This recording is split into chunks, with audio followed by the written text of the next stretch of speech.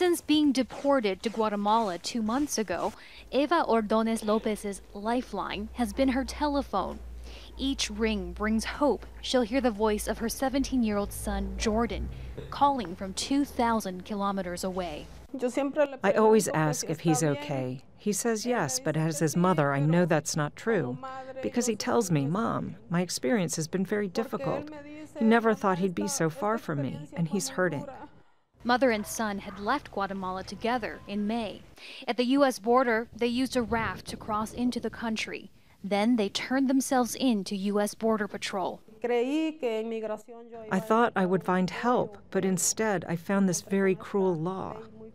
The Trump administration's zero-tolerance policy resulted in the separation of almost 3,000 children from their parents.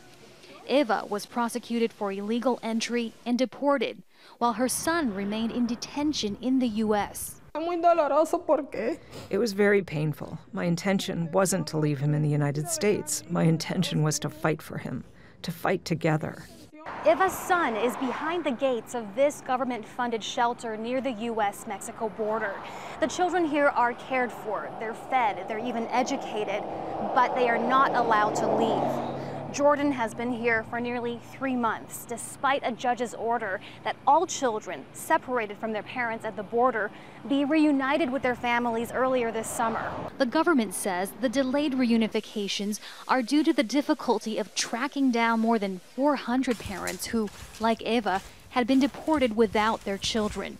In Washington, a Democratic member of Congress called the operation a colossal mistake. I know the president's policy of systematically separating infants and toddlers from their families seemed to me to be a profoundly betrayal of American values. The government says it has no parental information of at least 5 children in its care, effectively rendering them orphans.